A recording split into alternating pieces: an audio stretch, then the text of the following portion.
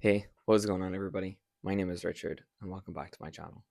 In today's video, I'll be showing you how to get the most of your laptop, and I'll be doing that by connecting this full-size desktop graphics card.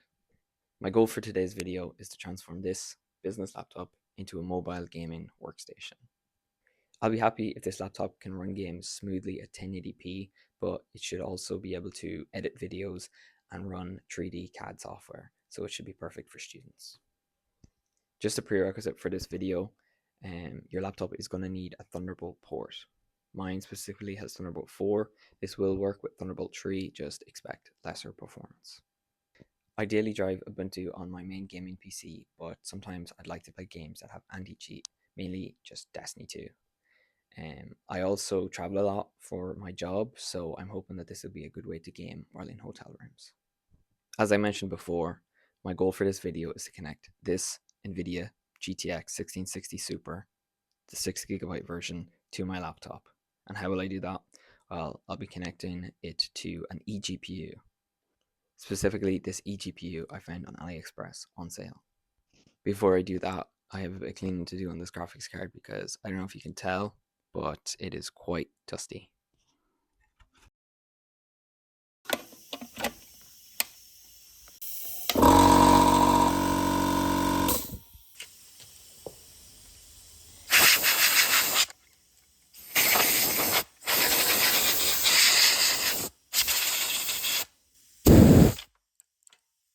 Here is the eGPU that I will be using. It is the A00 Star AG02.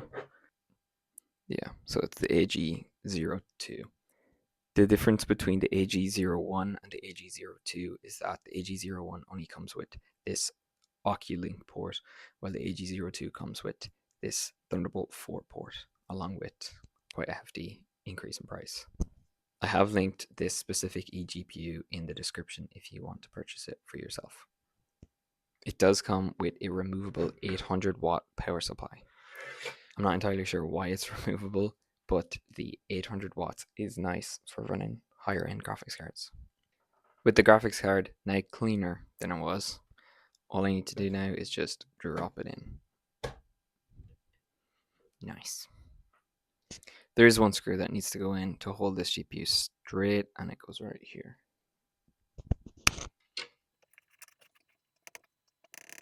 All that's left now is to plug this Thunderbolt cable in and see if it works. Whoa, whoa, whoa. Before we do that, let's see how the laptop can actually perform before this upgrade. I'll be doing that by showing a few different games that I play and comparing the before and after. I'm not really a statistics guy, so I'm not going to have a bunch of figures, but I'm sure you can see a difference. So first of all, we have Minecraft running on the integrated GPU. As you can see, it's running quite well, better than I expected. We're getting like at low 50s and at high around like 80 FPS. I mean, a couple of years ago, I'd be definitely happy with this. It can kind of get a bit annoying because there is choppiness, which is irritating. I'm running this through the Prism launcher, so I do have a few mods installed, specifically like entity culling mods that might affect the FPS in a positive way, but still, um, it's mostly the lag spikes, which is quite annoying. So next up we have Destiny 2, and the footage for this couldn't have gone worse. I think in total this is about like 13 frames, maybe less. It's basically a slideshow.